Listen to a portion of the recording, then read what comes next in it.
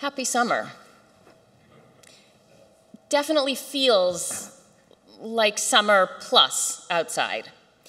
But each year as the weather warms up to desert-level temperatures, we read about our years of trekking through the desert, the Sinai Desert. The book of Numbers, which we entered a couple of weeks ago, records most of the 40 years of our traveling time. The short version is, we walked, we complained, we walked some more, and we complained a bunch more. So much so that we are referred to as a stiff-necked people. And this week, the stiff-necked Israelites, i.e. the stubborn and not very open to change Israelites, reared their stiff necks yet again. This week, they are incensed that all they have to eat in the desert is manna. Manna, manna, and more manna. The people complained, saying, if only we had meat to eat. We remember the fish we used to eat in Egypt, the cucumbers, the melons, the leeks, the onions, the garlic. Now our gullets are shriveled. There's nothing at all, nothing but this manna to look at. So not only are they complaining about the meat that they want, but they are fondly reminiscing about Egypt.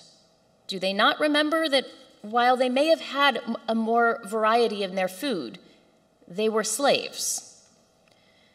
So Moses complains to God, "Why have you dealt ill with your servant, and why have I not enjoyed your favor, that you have laid the burden of all this people upon me? Did I produce all these people?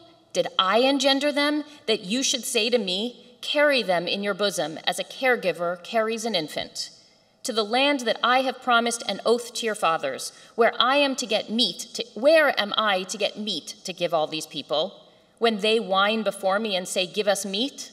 I cannot carry all this people by myself, for it is too much for me.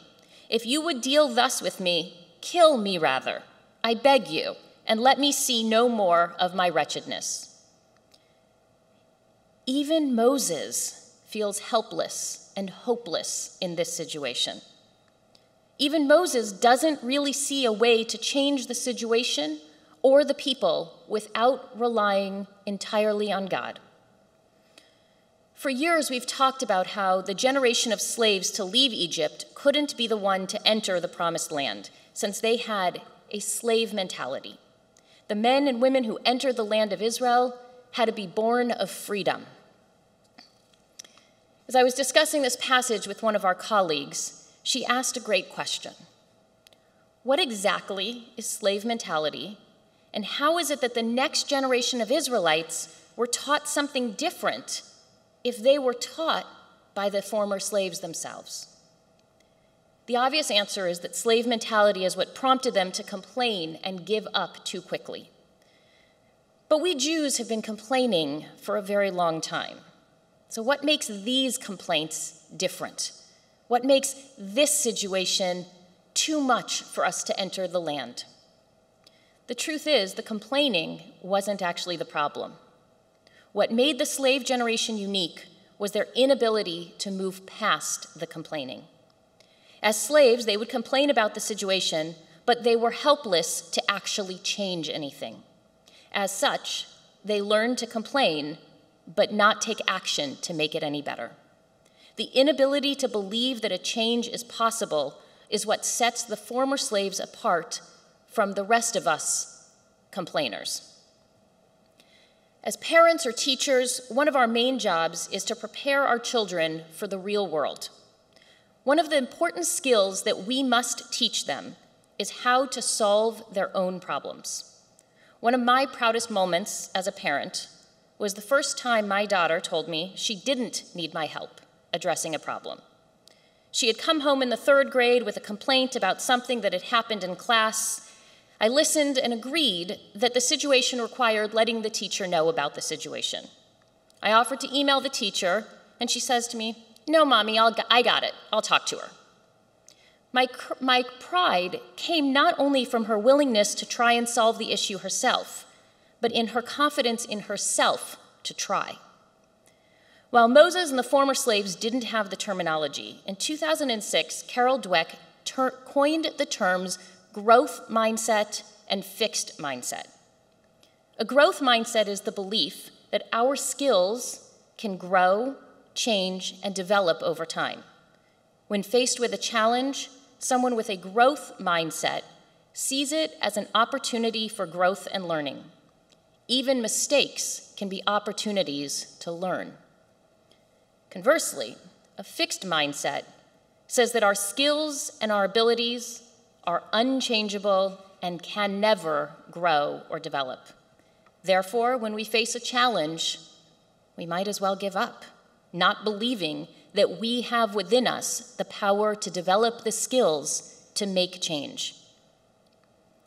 Looking at the story of the slaves, we can see that they had a fixed mindset. When they were slaves, they didn't have the ability to change or grow their situation. So when times were tough in the desert, their inclination was to give up, to say, let's just go back to Egypt. At least we know what the situation is there. We know how to survive, we figured it out. Might not be good, but we can do it. The fear of needing to create new ways of living and surviving were simply too overwhelming for them. As Rabbi Aaron Tendler writes, a freed slave is not automatically a freed man. He may be free of his obligation to work for a specific person or family, but his thinking and self-image is still that of a slave. This is the core reason that God needed us to wander for 40 years before reaching the promised land. Only when the generation that was stuck in a fixed mindset had passed on could a new generation, one that had developed a growth mindset by living in the desert, receiving Torah, and being in relationship with God, were ready to take the lead. But then the question remains, how did the next generation learn to have this growth mindset when their models, their parents, and even their leader had a fixed mindset? Rabbi Yitz Greenberg gives us some insight. He writes, by upholding the human role and making the divinely desired outcomes dependent upon human behavior, God enables human freedom. People must participate in their own liberation, or they remain imbued with a slave mentality. If paradise is simply bestowed, humans are likely to remain dependent, or even like spoiled children, rather than repair their own world and become mature masters of their own fate. In other words, by receiving Torah and making us partners in the work of caring for the world, each other, and tikkun olam, God instilled in the next generation the confidence to face their problems and solve them. Like a parent who teaches their child to advocate for themselves or learn to solve their own problems, God did not solve all of our problems for us. God instead expects that we would play a leading role in figuring that out.